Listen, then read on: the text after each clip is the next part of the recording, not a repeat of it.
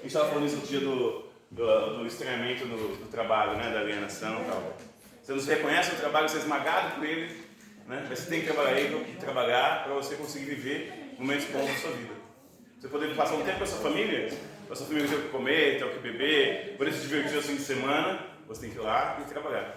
Não importa se você está feliz nesse trabalho ou não. Essa é uma contradição no trabalho, que é uma coisa que faz a gente se estranhar, dependendo do trabalho que você exerce, claro. Ainda assim, ninguém consegue se realizar todo dia no mesmo trabalho.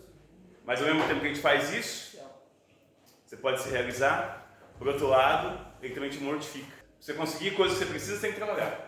Mas quando você trabalha, você se mata no trabalho, você se desgasta no trabalho. Fisicamente, psicologicamente. É uma coisa que a gente não consegue sair, sabe? Uma gaiola de ferro, que se diz, né?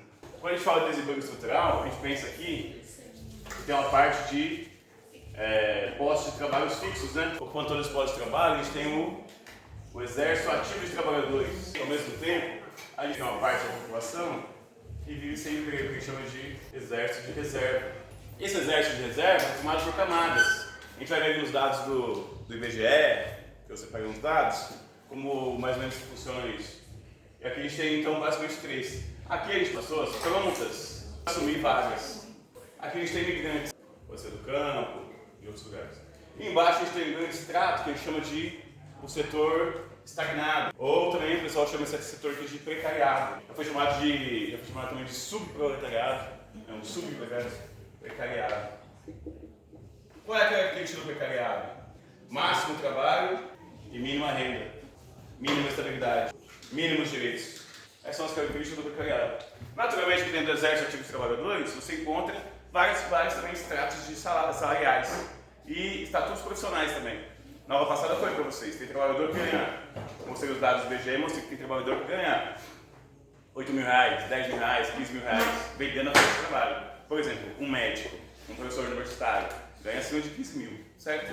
E enquanto que um caixa de supermercado, sei lá, ganha quanto caixa de supermercado? 1.800, 1.500 mais ou menos, talvez. Um frentista de gasolina, de posto de gasolina, deve ganhar o quê? Uns 3 mil. Então você tem faixa, né? Vai até o salário máximo lá em cima, certo? Mas a característica dessas pessoas aqui, a característica dessas pessoas aqui é que elas trocam a força de trabalho delas por salário, exatamente, certo? Todo mês. Então elas não tiram dinheiro, elas não tiram renda de propriedade. Quem tira renda de propriedade? O dono do mercado, o dono do posto de gasolina, ou do pipoqueiro, um dono de um boteco. O dono de um boteco ele não tira renda da força de trabalho, ele tira venda, né, da pequena propriedade. Esse setor estagnado aqui é formado por uma série de camadas. Né? Aqui, máximo trabalho, mínima renda, mínima estabilidade e mínimos direitos. Em São Paulo tinha os caras que entregavam no iFood de bike. Os caras trabalhavam 16 horas por dia, 14 horas por dia, muitas horas. Das 7 da manhã até 7 da noite, das 12 horas, né? Então o quê? Trabalho máximo, renda mínima, porque mesmo trabalhando isso tudo, não consegue ainda atingir o salário médio da população brasileira, que é de 3 mil, certo? Máximo trabalho, mínima renda, mínima estabilidade, não tem a menor estabilidade. Um dia tem renda, um dia ganha bem, um dia ganha mal, né? Tal. E direitos mínimos. Direito a férias, não tem direito a 13º, não tem direito a aposentadoria, não por termos de contribuição, né? Se sofre um acidente no local de trabalho na rua, no momento de trabalho, não tem indenização. E isso é outra coisa interessante. Quem paga mais imposto, os trabalhadores produzem tudo e os trabalhadores pagam muito mais impostos. Sabe disso, né? Porque os grandes produtores conseguem isenções, uma série de isenções. E também financiamentos que eles pegam, por exemplo, o Plano Safra, que financia a agricultura. Tem uma série de financiamentos que eles fazem financiamento a juro negativo. Então você pega 10 milhões e no final do ano você paga 10 milhões. Por quê? Isso é praticamente sem juros, porque se você pegar esses 10 milhões, deixar no banco, no final do ano ele vai ter, sei lá, 11 milhões, certo? Vamos supor. E no governo, quem pegou no governo vai pagar igual. Então, na verdade, foi praticamente um juro negativo, certo? E para o trabalhador não consegue ter isenção de impostos, ele paga imposto para tudo, a gente não consegue se isentar. Aqui tem a primeira autorização para a criação dos sindicatos. Na verdade, já no começo de 1903, 4, 5 aqui, no Brasil, teve uma série de greves, né? E essas greves, inclusive no Congresso Operário em 7 também, no Congresso Operário em 13, uma série de congressos operários começaram a se organizar para reivindicar direitos trabalhistas e direitos sindicais. Lembre-se que em 5 teve uma revolução na Rússia também. E uma série de greves, ocupações e tal, fábricas, chamadas bairros, inclusive formado o primeiro Soviet. tomada do poder, duplo poder na Rússia. A primeira greve geral, de grande importância no Brasil, que é 17, quando eles matam o sapateiro lá, o Martinho Hernandes. Porque, como sabe que os operários que vieram para cá, a princípio, já no final do século XIX, mais de 1 milhão e pouco de operários vieram da Europa para cá. Foram financiados pelo governo para substituir os escravizados, né? Com isso, obviamente, o que aconteceu com esses escravizados? Não tinha emprego para eles. Então eles viraram o que a gente chama de um exército de mão de obra de reserva, certo? E quem vive como exército de mão de obra de reserva tem que viver com menores salários, porque está fora da esfera produtiva, né? Então a população negra desse período foi arrastada para os piores postos de trabalho da sociedade. E essa greve foi muito importante porque, como vieram esses europeus para cá, a partir de 1890, como vieram esses caras para cá, o que acontece? Eles estão acostumados na Europa com as lutas por direitos, né? Por direitos trabalhistas. Sabiam se organizar, fazer greve, organizar sindicato. Então, quando começa também a vir essa galera para cá, da Europa, começa a ter uma pressão maior pela organização dos sindicatos que criação de direitos. Obviamente, não é só os europeus, os operários europeus indo para cá, que criaram essa demanda, certo? Também a própria indústria que foi se instalando aqui foi criando essa demanda, né, de auto-organização e de luta por direitos trabalhistas. E esse processo durou todo esse período, então os primeiros 30 anos da República, e os sindicatos são organizados a partir de 30, certo? A Constituição reconhece o direito de trabalho em 34, década de 40 vai acabar a ditadura Vargas, ao Estado Novo, né? Quanto tempo durou a ditadura Vargas? Quanto tempo durou a ditadura Vargas? Ditadura. Vargas foi um ditador. Ditadura, Estado Novo. 37 já.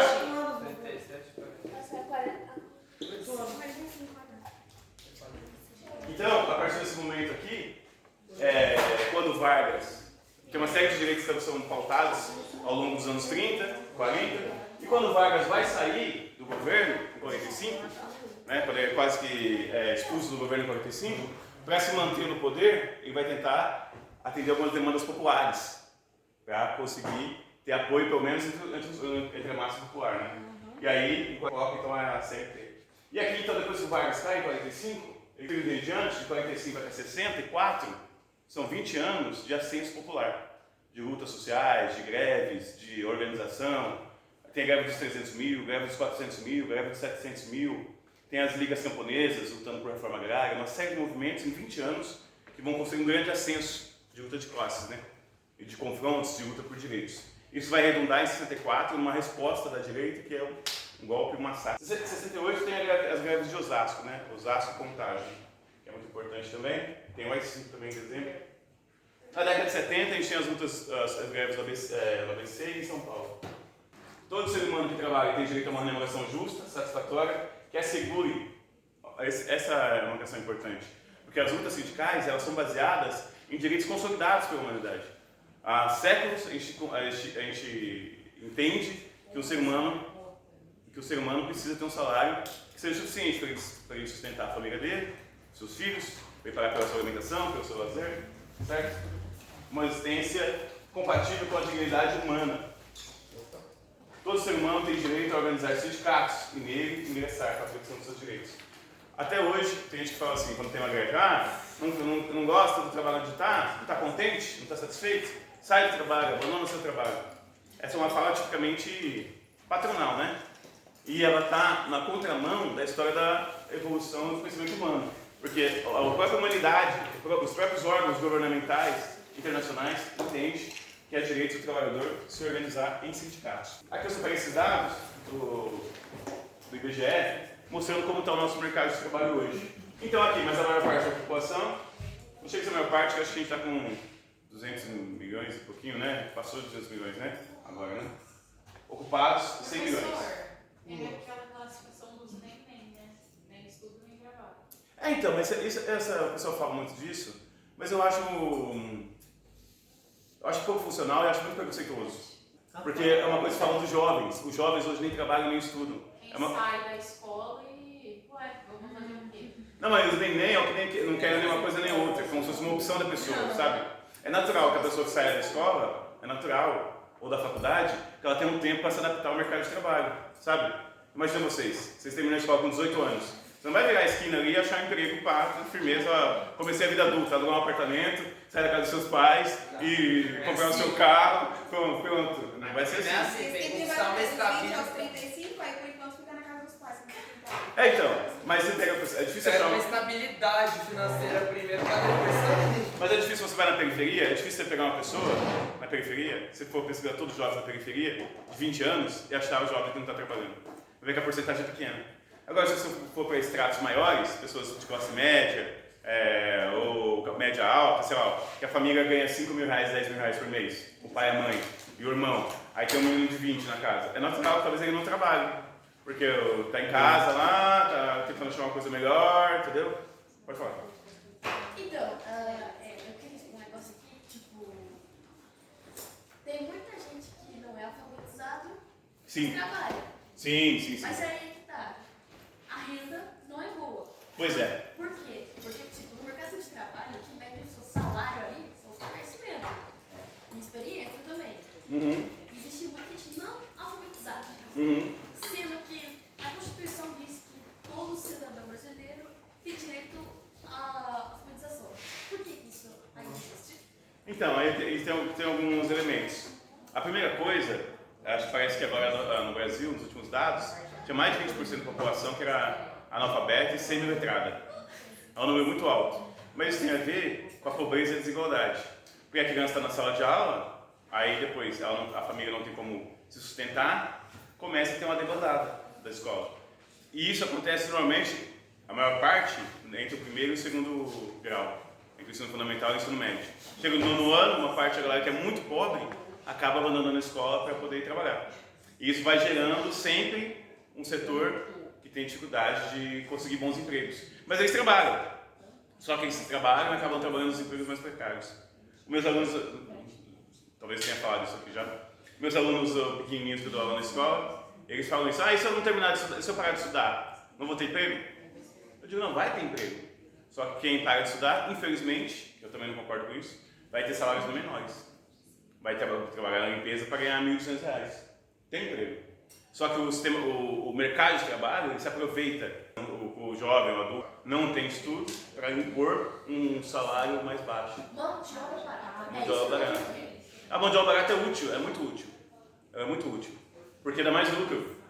Ao invés de pegar o trabalhador e pagar para ele, sei lá, R$3 mil, R$4 mil, que seria para ele ter uma vida decente, eu ofereço R$1.000 e ele aceita. Então, para mim é ótimo, que eu tenho lá, então eu vou ter, em vez de eu ter 5 empregados pagando para eles 5 mil cada, eu vou ter 50 empregados pagando 1.000 para cada um. Olha que beleza. O quanto eu não vou conseguir produzir de lucro disso, né? Aqui está separado, empresas com carteira, e 48,6 milhões de trabalhadores. Eles possuem vínculos empregatícios. Tem gente que pensa assim também, eu mesmo uma vez na faculdade perguntei uma discussão sobre isso, na sociologia do trabalho. Eu falei, mas poucas pessoas hoje trabalham com um vínculo empregatício. O professor de economia falou, não, tem que olhar os dados, né? E a gente pegou os dados para olhar, era 47% com carteira. E aqui são a região onde eles estão concentrados. E aqui também, isso aí, aqui também o que estão protegidos contra acidente de trabalho, tem férias remuneradas, 13º, seguro-desemprego, assistência previdenciária, entre outros direitos, certo? E sem carteira, 20,8 milhões. Somos dois, vai dar esse 69,2 milhões de trabalhadores brasileiros, que é o total, né? E tem região diferente por estados, né? Você vê que aqui a porcentagem é 62,0, aqui 66, sendo a população mais empregada aqui no estado de São Paulo e a região de Mato Grosso. Aqui é a desocupação, a taxa de desocupação. Você vê que isso aqui oscila. Em períodos de crise econômica, a taxa aumenta, né? Vocês pegam 2018, 2019, a época também da Covid, o número de desemprego chegou a 15%, 16%. Em alguns momentos chegou até a 20%. Aqui o desalento, que a média está em 3,5%. Acho que é isso. Dúvidas, questões? Discordâncias?